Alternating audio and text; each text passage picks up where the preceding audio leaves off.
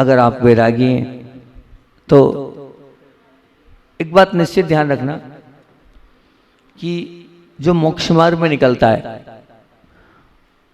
वो जो निकलता है उसके लिए कहा गया है कि प्रवचन सार में वो घर वालों को बताए।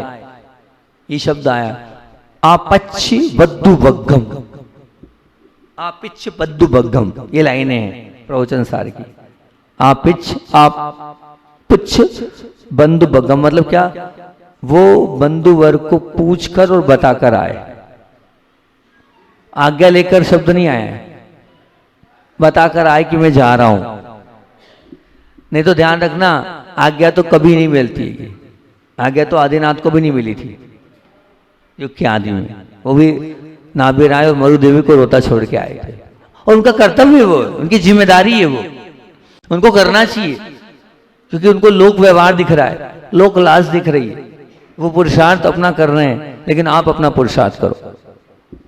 वो पुरुषार्थ में पीछे नहीं है। हाँ, वो रोकेंगे, पर आप तो मत रुको। आप रुककर अपने आप का वैराग्य कमजोर कर रहे हो, आप रागी बन रहे हो। नहीं, आपको रुकना बिल्कुल नहीं चाहिए और आपको उनकी बात भी नहीं मानना चाहिए। हाँ, निश्चित रूप से वही लोग बाद में, मैं आपको बता रहा हूं कि वही लोग बाद में आपकी प्रशंसा करेंगे। वही लोग, मेरे सामने दो उदाहरण है। एक उदाहरण ऐसा है कि जैसे आप हो ना, मारवाड़ी ऐसे एक भाई था, उसका नाम भी मैं नाम नहीं बताऊंगा क्योंकि बड़ा गड़बड़ हो जाता, पूरी दुनिया सुनती रहती है। ठीक है, अच्छा लगता है किसी के लिए करना। अब उस व्यक्ति ने व्रत लिया, व्रत लेने के बाद वो नहीं था तो मतलब आजीवन तो शायद नहीं हो पाया था, लेकिन व्रत था उसका। अब साथ निकला, साथ सब हुआ, लेकिन आचार्य शिव जी बहुत चाहते थे, पर परिवार के ताऊजी के कारण और मोह के कारण ताऊजी ने आने नहीं दिया। जब आने नहीं दिया और उसकी शादी करा दी, शादी करा दी, बाद में यह हुआ कि ताऊजी ने इसको घर से बाहर कर दिया। थोड़ा बचा कुचा हिस्सा दिया, उसकी जिस काम में वो हाथ डाले उसमें नुकसान, क्योंकि उसने लड्डू खा लिए थे हमारे गुरुदेव के, और ताऊ जी के चक्कर में उसने क्या किया, वहाँ शादी कर ली। आज तक हैरान परेशान है। और जिन ताऊ जी के चक्कर में उसने छोड़ा था, उन ताऊ जी ने भी लात मार के घर से बाहर कर दिया। सत्य घटना बता रहा हूं। तो निधान रखना, वो लोग तो मोही है, वो तो रोएंगे, उनका कर्तव्य, उनकी जिम्मेदारी है, लेकिन तुम्हें नहीं रोना है। हाँ, दूसरा एक बच्चा छोड़कर आया था, पहले वही चिल्लाते थे, कहते थे, और आज वही ये कहते हैं कि मेरे 3 बेटे हैं, 2 बेटों ने लाखों करोड़ों रुपए कमाया और दिया, लेकिन जो मेरा दूसरा बेटा है उसने पैसा नहीं दिया, लेकिन मुझे इज्जत दी। मैं आज जहां जाता हूं उस स्थान पर लोग चरण छूते हैं मेरे। मैं जहां जाता हूं वहां मेरा सम्मान होता है। मैं जहां जाता हूं मेरी स्पेशल व्यवस्था होती है, बस पता चल जाए कि महाराज जी के माता पिता आए हैं। अब बाकी उन 2 बेटों ने करोड़ों रुपया कमा के दिया होगा, क्या पैसा साथ जाएगा? पैसा साथ जाने वाला नहीं, ध्यान रखना। जाएगा और ना जा सकता है, निश्चित मान के चलना। लेकिन आप मानना कि जो एक साधक के माता पिता कहलाएंगे, और साधक के माता पिता की पहचान अपने आप में एक अलग ही पहचान बनेगी, और सब लोग अपने आप में उन्हें पूजेंगे। हाँ, आपकी पिताजी की पहचान आपसे होगी। वो बेटा पुण्यशाली है जो बेटे के कारण पिता की पहचान होना एक अपने आप में उस बेटे के लिए बहुत बड़ी बात होती है। पिता से तो बेटे पहचाने जाते हैं, लेकिन बेटे से पिता की पहचान करने वाला वो बेटा महान होता है। आप ऐसे बेटे बनो ना कि मेरे कारण अपने पिता की पहचान पूरे संसार में कराऊंगा। हाँ, लेकिन उनके मोह में अगर फंस गए तो फिर कभी निकल नहीं पाओगे। छोड़ना पड़ेगा आपको अपना राग। नहीं छोड़ोगे तो वहीं उलझे रह जाओगे, नहीं छोड़ोगे तो कल्याण नहीं कर पाओगे। ध्यान रखना, उससे उनका भी कल्याण होगा, इससे तुम्हारा भी कल्याण होगा। और एक उम्र होती है, तभी तक त्याग। आज मैं अपना खुद का बता रहा हूं, मेरे पास जो जुनून था शुरुआत में, त्याग का, तप का, आराधना का, तपस्या का, वो जुनून आज मेरे पास नहीं है। वो अंदर से वो भाव आज मेरे पास नहीं है। शरीर ढलता है, इंद्रियां शिथिल हो जाती है, और फिर वो उमंग और वो उत्साह नहीं रहता है। उम्र ढलने के बाद वो परिणाम नहीं बचते हैं जवानी अवस्था में बोलते हैं। तभी तो वो चंद्रगुप्त के 16 स्वप्न में ये बात स्पष्ट रूप से कही गई है। क्या कही गई है? उनके स्वप्न में आया है कि बेल इस पंचम काल के अंत तक धर्म की ध्वजा को आगे तक बढ़ाएंगे। बेल मतलब क्या? युवा वर्ग ही, ध्यान रखना, इस धर्म की इस नाव के खेवटिया बनेंगे, वृद्ध लोग नहीं बनेंगे। काय को अपनी उम्र खत्म कर रहे हो, धीरे धीरे समाप्त कर रहे हो, छोड़ो और अपने आप को, अपना कल्याण करो। जिस उद्देश्य को लेके हमने ये चोला पहना है, उस उद्देश्य को पूरा करने का प्रयास करो। अंत में नहीं कर पाओगे।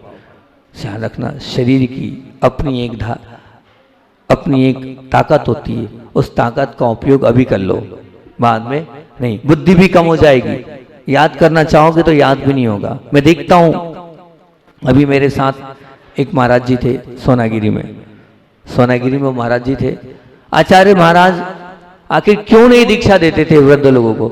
मैंने देखा क्या स्थिति थी उनकी। मैं क्या बोलूं, हम बोलना ठीक नहीं है, सब दुनिया सुनती है। 2 बार वो गिरे हैं, 2 बार मेरे सामने। 5-6 दिन में 2 बार गिरते देखा उनको मैंने, स्टेज से सीधे नीचे। स्थिति पर आप हमसे मिलने आ रहे थे, इतना लगा उनको सिर पर, पूरा खून। मैंने उनको डांटा, मैंने कहा देखा आपने आचार्य श्री को छोड़ा, आपकी बेटी प्रतिभा स्थली में मेरे साथ 20-22 साल फर्स्ट बेज में थी उनकी बालिका, इंदौर में। इतना बड़ा परिवार, पर जिद दीक्षा चाहिए, दीक्षा ली उनने, और आज मेरे सामने 5 दिन में गिरे हैं वो। क्या उनकी परिस्थिति, क्या उनकी स्थिति हुई, सोचो, विचार करो आप। तो जब उम्र चली जाती है उसके बाद दीक्षा की पात्रता बची नहीं, तब तो आचार्य श्री जी ने नहीं दी। क्यों नहीं दी आचार्य श्री जी ने? आज आचार्य श्री के लाखों हो जाते शिष्य, हजारों नहीं लाखों हो जाते अगर ऐसी दीक्षा देते तो। लेकिन उन्होंने, ध्यान रखना, उन्होंने क्वांटिटी नहीं, उन्होंने क्वालिटी लिएगी, इसलिए उन्हें देख समझ कर दीक्षा दिएगी। तो हमारा कहना यही है कि उम्र चले जाने के बाद आपका ये शरीर शिथिल पड़ जाएगा। अभी आप अच्छे मन को तैयार कर लो और अपने शरीर का उपयोग करो और मोक्ष मार्ग में बढ़ जाओ। ये मेरी लाइनें आपके काम की है। जो करैया की परिभाषा बोल रही है कि राग को नहीं छोड़ने वाला ही संसार में भटक रहा है। आप राग को छोड़ो, आप उनकी चिंता नहीं करो, अपनी चिंता करो। आप अपनी चिंता करोगे तो अपने आप उनकी चिंता उसमें हो जाएगी। आप मानना, आप निकलोगे तो अपने आप उनका हो जाएगा। मैं अपना उदाहरण दे रहा हूँ कि मेरे गृहस्थ अवस्था में जो जिनसे मैं मोक्ष मार्ग में निकला, मेरी नानी खंडवा में रहती थी। आप मानना, आपके सामने बता रहा हूँ, उन्होंने बहुत जिद करी कि मेरा क्या होगा बेटा, तेरे भरोसे हूँ मैं। और आचार्य श्री जब मेरे ने बोला जाकर, आचार्य श्री जी उनका समाधि मरण करना है, आचार्य श्री ने कहा आप चिंता नहीं करो, सब हो जाएगा। आचार्य महाराज ने उनको पूर्णमती माता जी के संग में रखा और लंबे साल 10-12 साल तक माता जी के पास रही। इंदौर 2 साल पहले चतुर्मास हुआ था, वहाँ उनकी संलिखना उनके सानिध्य में हुई। पूरी आरिकाएं हथेली पे रखती थी, नानी नानी नानी करके। किसकी नानी? महाराज की नानी। पूरी समाज ऐसे हथेली पे उनको रखती थी। अब मानना क्या कारण था रखने का? सिर्फ इतना सा कारण कि एक महामुनि राज की वो गृहस्थ अवस्था की नानी है। सोचना, किसी को वात्सल्य देना सबसे बड़ा उपहार है। किसी को वात्सल्य देना सबसे बड़ा उपहार है, और किसी का वात्सल्य पाना सबसे बड़ा सम्मान है। और मुझे लगता है कि जितना सम्मान मुझे मिला है, जितना वात्सल्य आपने दिया है, मैं मान रहा हूँ आपने उतना मुझे सम्मान किया है। और उसकी गूंज मात्र आरोन तक नहीं रही, आरोन तक नहीं, आरोन से सोनागिरी तक और सोनागिरी तक, यहाँ तक हर व्यक्ति यही बोलता था कि आप आरोन के महाराज हो क्या। मानना, वैसे गुस्सा करता नहीं हूँ, बहुत कम मुझे क्रोध आता है, मतलब नेचर नहीं है, मैंने अपना नेचर नहीं बनाया है गुस्सा करने का, तो मैं गुस्सा करने वाली आत्मा नहीं हूँ। लेकिन किसी चीज को लेकर मुझे थोड़ा सा क्रोध आ गया। उस क्रोध में मैंने एक ही बात बोली उन लोगों से, उन कमेटी वालों से जो लोग वहाँ आए थे सोनागिरी वाले। मैंने कहा सोनागिरी वालों, एक बात ध्यान रखना, वो आरोन वाले थे जिन्होंने वहां तक सोनागिरी तक बिहार करा दिया। वो आरोन वाले थे जो सोनागिरी में, जिन्होंने वहां पर क्या शुद्ध भोजन लगा लिया। वो आरोन वाले थे जिन्होंने यहाँ तक वापस आरोन तक ले आए। अगर आरोन वाले नहीं होते और वो वात्सल्य नहीं देते, वो सम्मान नहीं देते, तो सोनागिरी वालों बताओ मेरा क्या होता। सचमुच में आप लोगों ने जो भैया वृत्ति करी है वो अग्रणीय है, और आपने जो साधु सेवा करी है वो मैं मानता हूँ कि आचार्य श्री जी ने आरोन भेजकर और आरोन चतुर्मास कराकर हमेशा के लिए इस आरोन को गुरुओं से जोड़ दिया। बहुत सेवा आप लोगों के माध्यम से, बहुत भक्ति आप लोगों के माध्यम से हुई। भले ही आप सब यहाँ थे, लेकिन आपके द्वारा भेजे गए जो प्रतिनिधि थे वो हमारे साथ पल प्रतिपल। और यहाँ तक कि देखो एक बात ध्यान रखना, आप ये मत मानना मेरा चतुर्मास खत्म हो गया है। मैं जिस दिन से गया हूँ उस दिन से आज तक कभी कोई आरोन वाला खाली नहीं हुआ। 8-10 लोग हमेशा बने रहे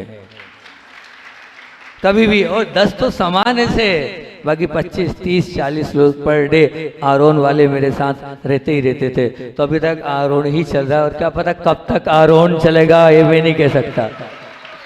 कहाँ तक आरोन चलेगा, हो सकता है मेरी आखिरी श्वास तक आरोन ही चलता रहे। और निश्चित इस जगत में कई लोग ऐसे होते हैं जिन्हें भाग में रुचि होती है। 25 लोग घर आए तो भाग दे दिया 5 का, और 20 लोग का जो है एक तरफ कर देना, प्रमुख 5 लोगों का आदर करना। और जबकि कई लोग ऐसे होते हैं जिनको घटाने में रुचि होती है। घर में आए 25 लोग, उसमें से आप फिर 5 घटा दो तो बचे कितने? 20। बोले 20 पर ध्यान दो। कई लोग ऐसे होते हैं जिनके जीवन में जोड़ होता है। अगर 25 व्यक्ति आए तो और भी अन्य 2, 5, 10 लोगों को बुलाकर साथ कर लिया। और कई लोग ऐसे होते हैं जो गुणित वाले होते हैं। 25 मेहमान आए लेकिन 5 का गुणा करा तो बोले 125 लोग और इकट्ठे कर लिए और सबको भोजन करा दिया।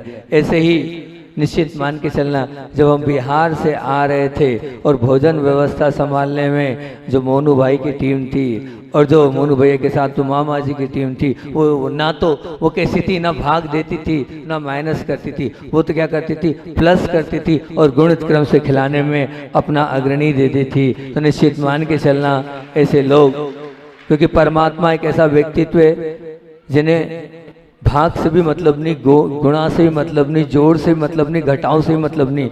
उसे रुचि सिर्फ बराबरी में, बराबर से बराबर भी होता है ना गणित में।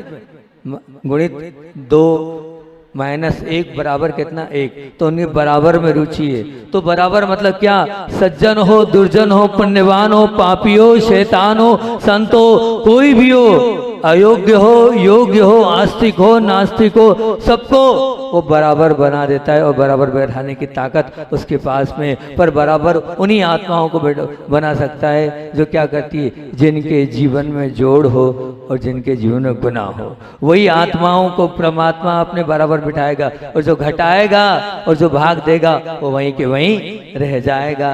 ऐसे बहुत सारे लोग हैं जिन्होंने निश्चित रूप से इस बिहार में सहयोग किया। मैं तो इतना कहता हूँ कि उत्साह के एक शब्द कहने में मात्र 1 क्षण लगता है, और बह रहे आंसू को पोंछने में मात्र 1 क्षण लगता है, और मदद के लिए हाथ बढ़ाने के लिए मात्र 1 क्षण लगता है, समझाने का प्रयास करने में भी मात्र 1 क्षण लगता है, मित्र बनाने के और बनाए रखने में भी 1 क्षण लगता है, किसी टूटे हृदय को जोड़ने में भी मात्र 1 क्षण लगता है, किसी के दिन को संवारने में भी मात्र 1 क्षण लगता है, और अपना कल्याण करने में भी मात्र 1 क्षण लगता है। पर जिन्होंने प्रत्येक क्षण अपने लिए नहीं, दूसरों के कल्याण के लिए और सेवा और वैयावृत्ति में लगाए, वे लोग तो निश्चित रूप से महान होते हैं। ऐसे आपकी नगर की निधि दीदी जो अपने पूरे परिकर के साथ, परिकर बोला जाता था निधि दीदी का, वो परिकर है। चाहे पूनम दीदी हो जो राजपुर से प्राची दीदी चल रही हो, पायल दीदी हो, चाहे और भी बहुत सारी बहनें हैं जो, और भी ऐसा नहीं कि आरुण वाले थे, ध्यान रखना। खनिया दाना से आए तो वहाँ से भी एक मुस्कान दीदी हमारे साथ हो गई, और बामोरा से भी ध्यान रखना, छोटी सी 12 साल की वो बालिका, आप विचार करना, लोग देख के आश्चर्य होते थे, इतनी गर्मी में 1 महीने से हमारे साथ है, 1 सवा महीने हो जा रहा। वो अवनी नाम की बहन, उससे छोटी थोड़ी अपूर्वा बहन ये साथ है। और आपको पता है वो खुशी बहन तो ऐसी है कि जिस दिन से गई है आप बताएं कल रात को उसकी जिद थी कि आपके साथ ही नगर प्रवेश करना है। ऐसी वो बहन, साथ में आरती बहन भी यहाँ बैठी है, वो भी पूरे समय रही। और साथ साथ में एक और माँ जो मनावर से आई थी लेकिन कारणवश अभी वो चली गई, ऐसी सुनीता वहाँ वो भी रही। बहुत सारी बहनें, हमें समय नहीं है इसलिए सबका नाम नहीं ले पा रहा हूँ सभी। और बीच बीच में जिनको सब लोग बोलते हैं, क्या बोलते हैं, FRJI फर्जी, तो फर्जी लोग भी हैं, फर्जी में सबके नाम आ गए है ना। वो हाथ खड़ा करके कर रहे हैं। हमारी आपकी सोनम दीदी है, डिंकी दीदी है और भी छोटी सारी बहनें। अब नाम मैं नहीं ले रहा हूँ क्योंकि समय आहार का हो रहा है। सभी जितने सब लोग थे, भैया लोगों का भी निश्चित मान के चलना। एक अनंत भाई है वो भी लग रहा, संभव भैया वो भी, आरजो भाई राजपुर वो भी लगे रहे, अनिल भैया छोटा सा भाई राजपुर का वो भी हमेशा लगा रहा, साथ में राजेश भाई बाजना और रोहित भाई डिक्सर, इन्होंने भी अपना बहुत दिया। छोटे छोटे जो बच्चे दक्ष और दर्शन और पर्व, ये लोग भी लगे रहे। और साथ ही साथ में आपको एक बात बताएं हम कि हमारे साथ में हमारे भले जैन नहीं है, हमारे भाई दीपक भैया और संजय भाई, निखिल भाई, पंकज भाई, मानना उनका काम पाटा उठाने का लिए, लेकिन हमेशा उन्होंने वो काम किया है, वही आवृत्ति और सेवा का वो सब कुछ अग्रणी सा काम इन लोगों ने, सब लोगों ने किया है, निश्चित मान के चलना। पर हाँ, हमारे कमला एक्सप्रेस के ड्राइवर कमल भाई, क्या मैं क्या करूं, नाम इतने सारे हैं और समय की घड़ी की टिक टिक बोल रही है, लेकिन सब ने, भले ही वहाँ कोई पहुँचाओ ना पहुँचाओ, लेकिन आपकी भावनाओं से सब लोगों ने ये भैयावृत्ति का कार्य संभाला। बहुत सारे लोग इसमें चले। और मुझे सबसे बड़ा आश्चर्य तो ये होता है कि देश की मूर्धन्य विद्वान बेनाड़ा आंटी जब सोनागिरी में आई तो सोनागिरी में एक बात आंख से आंसू बहाते बहाते बेनाड़ा आंटी ने बोले, जिसे पूरी दुनिया सुनती है कि टीवी आदि पर सब। वो विद्वान मुझसे बोलती है, बोले 3 ही महाराज से जुड़ी थी संघ में और 3 ही मेरे भगवान थे, एक तो विनम्र सागर जी, एक सौम्य सागर जी और एक आप। बोले ब्रह्मा विष्णु और महेश के नाम से आप तीनों को वहां पर बोला जाता था। मुझे चिंता इस बात की थी कि विनम्र सागर जी महाराज जी तो सब कर लेंगे, बोलना आता है, सौम्य सागर जी भी सब कुछ कर लेंगे, लेकिन आपका क्या होगा, आपको कौन रोटी खिलाएगा, आपको कौन क्या करेगा, आपकी हमेशा चिंता करती थी। लेकिन वहां से भी आ रही और वहां से भी आ रही, उनके पास 2-4 लोग और आपके पास इतना बड़ा परिकर 40-50 लोग का साथ चल रहा है। तो हमने कहा ध्यान रखना, मेरे साथ कोई हो चाहे नहीं हो, पर मेरे गुरुदेव मेरे साथ है। इतना बड़ा बिहार हुआ, आप मान के चलना, जब जब गुरुदेव को याद आए तब तब मौसम मेरे अनुकूल हुआ है। कल दीदी लोगों ने शर्त लगाई, अशोकनगर वालों ने, हमने सुना है गुरुदेव आपके साथ आते हैं। मैंने कहा जब चलूंगा ठंडी हवा चलने लग जाएगी। अब बोले आज अजमाएंगे, मैंने कहा अजमा लेना, आ जाओ। उन्होंने अजमाया, हमने बिहार किया और ठंडी हवा चालू हो गई। तो निश्चित मान के चलना कि गुरुदेव जब साथ हैं तो अपने आप हो जाता है। और सबसे पहले तो मैं 5 मिनट में अपनी वो बात रख लूँ जो अभी आकाश भैया ने आपके सामने बात रखी, पहले उसकी बात आपके बीच में रख देता हूँ। वो बहुत महत्वपूर्ण है, आज पूरी समाज लगभग बैठेगी, 3-4 मिनट में मेरी बात बहुत ध्यान से सुनना कि सचमुच में ये आरोन है ना, उस आरोन का, उस आरोन के अरनाथ बाबा की निश्चित आप पर कृपा है, निश्चित आप पर कृपा है। क्यों कृपा है, मैं आपको बिल्कुल वास्तविकता बता रहा हूं कि ये जो कार्य आने वाले समय में होने वाला है, ये कार्य आरोन में नहीं होना था, ये कार्य होना था पिपरई में। और पिपरई में ये कार्य होना था, आपके यहाँ वेदी प्रतिष्ठा थी 13, 14 और 15 मई की। लेकिन जैसे ही पिपरई का सुना कि पिपरई वाले पंचकल्याण कराने में अभी जो सक्षम नहीं, उनकी वेदी शिखर नहीं बन पा रहा है और वो पंचकल्याण कैंसिल हो गया है, वो दिवाली के बाद जा रहा है, तब फिर मैंने अपने पांव ढीले कर दिए। और फिर जो कार्यक्रम पिपरई के लिए आशीर्वाद मिला था 17, 18, 19 जून का, वो जो कार्यक्रम है वो अपने आप सहज रूप से आरोन की झोली में आ गया। मानना, बीच में बबीना वालों ने भी रोका, बीच में बबीना वालों ने प्रयास किया, लेकिन मेरा मन जो था वो मान नहीं रहा था। मेरा मन कर रहा था नहीं, अपन तो सीधे आरोन ही चलते हैं। अशोकनगर में भी माहौल बना, मुझे डर लग गया एकदम, कहीं सही में अशोकनगर वाले हाँ नहीं कर दे। और मैं चाहता और मैं प्रेशर करता तो हाँ कर देता, लेकिन अंदर से मन तो मुझे आरोन आने का था ना, इसलिए अपने आप मैंने संयोजना ही ऐसी करी कि वो इस प्रकार से हो जाए और आराम जाए। मैं क्या करने जा रहे हैं हमें समझना। जब मैंने पिछली बार जिनवाणी पर प्रवचन चल रहे थे तो मेरे मन से निकला था कि मेरे पे बहुत भजन बनाए आप लोगों ने, बासा वालों, अचाई श्री पे बहुत भजन बनाए, जिनवाणी पर कोई भजन नहीं बनाया। शुद्ध पंचमी पर आप लोगों को जिनवाणी पर भजन बनाना चाहिए, उसकी प्रतियोगिता रखना चाहिए। और पिछली बार सेतपुर जंगल में हमने वहाँ प्रोग्राम रखा जिसमें रूपेश जी भजन सम्राट वो आए थे, और जिसमें आरू जी अगरकर जो बॉलीवुड के साथ कार्य करती है जैसे जैन धर्म के अलावे, वो दोनों और आकाश भाई, इनकी टीम ने बहुत सुंदर कार्यक्रम किया था। और वहाँ पर 250 लोगों ने जिनवाणी पर अपने भजन दिए थे, और उसमें से 10 लोगों की वहाँ प्रस्तुति। उन 10 लोगों में से वहाँ पर 10 को सम्मान किया था, लेकिन 3 लोगों को वहाँ पर सम्मानित किया था। और ये घोषणा कर दी थी कि अगले वर्ष पुनः शुद्ध पंचमी पर इसी प्रकार का लेखन और इसी प्रकार का गायन का प्रोग्राम रखा जाएगा, जिसका नाम सुश्रांजलि अगले सीजन 2 के नाम से रहेगा। और वो सीजन 2 सुश्रांजलि अभी आरोन में 17, 18 और 19 जून को रखा जाएगा। इसको और विस्तृत रूप दे दिया।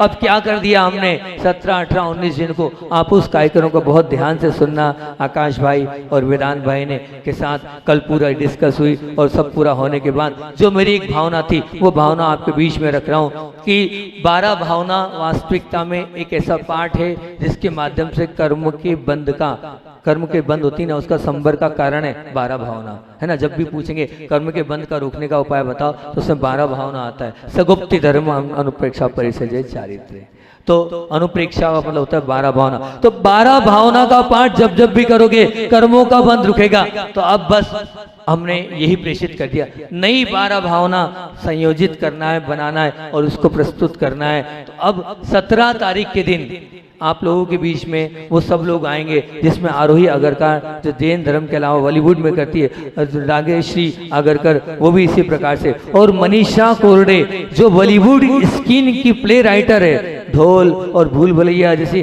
हंगामा जैसी म्यूजिक की वो स्किन राइटर है, और वो भी जैन है, और वो यहाँ पर स्वयं आ रही है। और जैन सम्राट, जैन भजन सम्राट रूपेश जैन तो रहेंगे ही, और राइटर एंड पोइट जो अपने हमारे आकाश किंग है वो भी रहेंगे। और सबसे बड़ा 17 तारीख को एक बहुत बड़ी सेलिब्रिटी आने वाली है, जिनके भजन आप सुनते हो, ये चमक, ये दमक, फुल वन, ये है ना। और वो मैं हूँ बाबा का सर्वेंट, मैं हूँ बाबा का सर्वेंट, जिन भजनों को पूरे देश नहीं पूरे विश्व में जिन्होंने हंगामा मचाया, ऐसे वो प्रसिद्ध गायक जिनका नाम है सुधीर व्यास, वो 17 तारीख को यहाँ पर दर्शन के लिए आ रहे हैं। और 17 तारीख निश्चित करिए। और 17 तारीख के दिन दोपहर में सुबह से वो लोग आ जाएंगे, 250-300 जितने भी लोग आएंगे उसमें से 10 लोग आपके सामने 17 तारीख को 2:30 बजे से लेके 5:30 बजे तक 12 भावनाओं पे प्रस्तुति देंगे। फिर शाम को उनको कुछ 2 विषय नए दिए जाएंगे, वो तैयारी करेंगे, और रात को सुधीर जी अपनी प्रस्तुति देंगे, जो कि अपने आप में एक बहुत बड़ी हस्ती। आप लोग यूट्यूब पे डाल सकते हैं वो कितना बड़ा व्यक्तित्व है, वो इतना बड़ा व्यक्तित्व है, लेकिन इस छोटे से आरोन में आने के लिए तैयार है। और फिर उसके बाद 18 तारीख को प्रातःकालीन हमने भावना की है कि एक छोटा सा ग्रंथ हम अभी या तो रात को पढ़ेंगे और चाहोगे तो दिन में भी पढ़ेंगे, उसका नाम सम्यक कौमुदी है। सम्यक दर्शन कैसे प्राप्त हुआ उसके ऊपर आचार्य श्री जी ने कहा था कि सबको ये कथा पढ़नी चाहिए। सम्यक कौमुदी एक महिला की कथा है, कैसे किस प्रकार से सम्यक दर्शन हुआ और किस प्रकार से जैन धर्म को अंगीकार किया। इतनी सरल लेकिन इतनी सटीक बातों से उन्होंने अपने जैन धर्म को प्रस्तुत किया है। हर बच्चे को, हर बूढ़े को, सबको पढ़ना चाहिए। तो मैंने ये सोचा है एक महीने में 180 या 200 पेज की वो पुस्तक है, 5, 6, 7 पेज भी पढ़ेंगे, 20 से 25 दिन में वो पुस्तक पूरी हो जाएगी।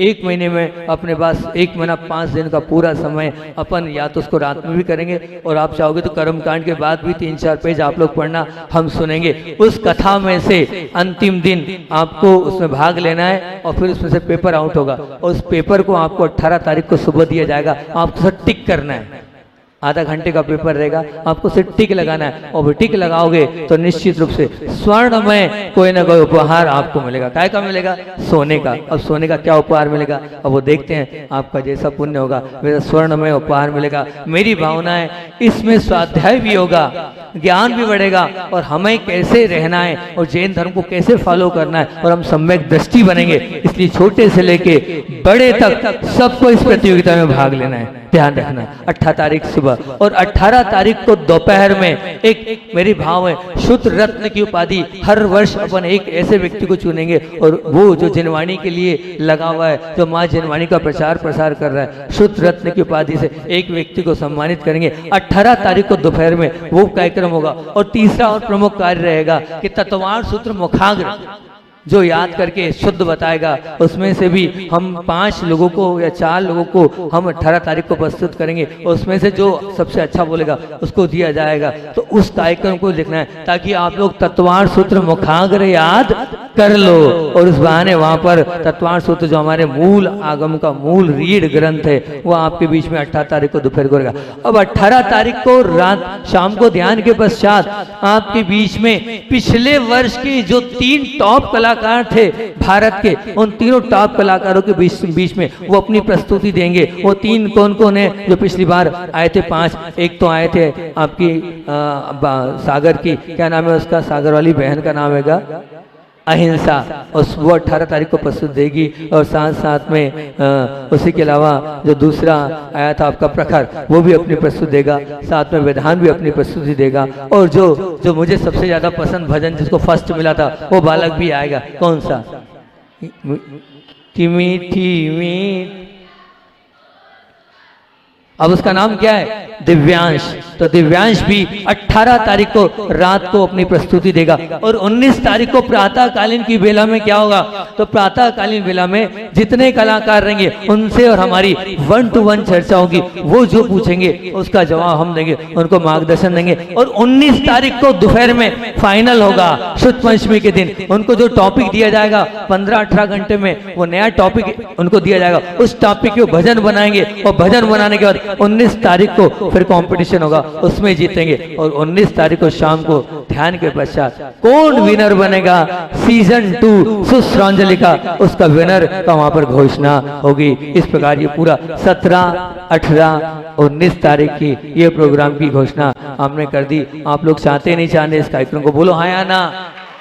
सब लोग चाहते हैं, सब लोग चाहते हैं। अब आप लोग चाहते हैं तो इसमें बहुत अच्छे से तन मन और धन के साथ आप अपना उपयोग लगाते हुए जिसका जो है वो कार्य, जैसे रत्नत्रय ने पूरे देश में नहीं पूरे विश्व में तहलका मचाया था, और जैसा रत्नत्रय यहाँ हुआ था वास्तविकता वैसा नहीं हुआ है। और मैं ये चाहता हूँ कि पिछला रिकॉर्ड सब बोलते हैं कि श्रद्धांजलि कहाँ सेतपुर में अच्छी हुई, लेकिन सेतपुर से अच्छी अरनाथ भगवान की कृपा से आरोल में होनी चाहिए। बहुत तन्मयता से आपको इस कार्य को करना है। और जो भूमिका आपको मैंने 4-5 बता दी, इसकी और विशेष रूप से प्रारूप हम आपको बता देंगे। आज सभी लोग थे तो हमने बता दिया है। आप लोग ये भी एक तय कर लिया कि जो हम प्रतियोगिता कर रहे हैं इसमें, क्योंकि असल में ये क्यों मैंने किया, तत्वार्थ सूत्र इसलिए किया कि सब लोग इसमें जुड़ जाएंगे, 1 महीने में याद कर लेंगे। ठीक। और बाकी सब लोग बोलते हैं महाराज जी हम क्या उपयोग करें, एक छोटा सा गान 150 से 200 पेज का वो आप लोगों के बीच में दे दिया ताकि आप भी शुद्ध पंचमी के उस कार्यक्रम में जुड़ जाओ और आप भी कहो हम भी प्रतियोगी हैं और हम भी भाग ले रहे हैं और हम भी प्रस्तुति छोटे से लेके बड़ा बच्चा तक। उसमें याद नहीं करना है, आपको क्या करना है, सिर्फ टिक करना है। हम भी पढ़ेंगे महीने भर और हम ही उसको पेपर को तैयार करेंगे, पेपर आउट नहीं होगा और 18 तारीख को पेपर हो जाएगा ताकि हम सच में शुद्ध पंचमी को बहुत अच्छे से मनाने का सौभाग्य प्राप्त करें। और साथ में सुबह ध्यान और शाम को ध्यान तो होगा ही, और ध्यान के साथ ही साथ दोपहर में कर्म कांड का नया विषय चालू हो रहा है। वो जो नया विषय वो कर्म कांड की जान है, उदय, उदीर्णा, बंध, सत्व, संक्रमण, ये जो करण वाला प्रकरण है मूल विषय अब चालू होगा कर्म कांड का। छोटे बच्चे से लेके बड़े तक उसको सीख सकते हैं, समझ सकते हैं और उसके माध्यम से अपने जीवन को अच्छा बना सकते हैं।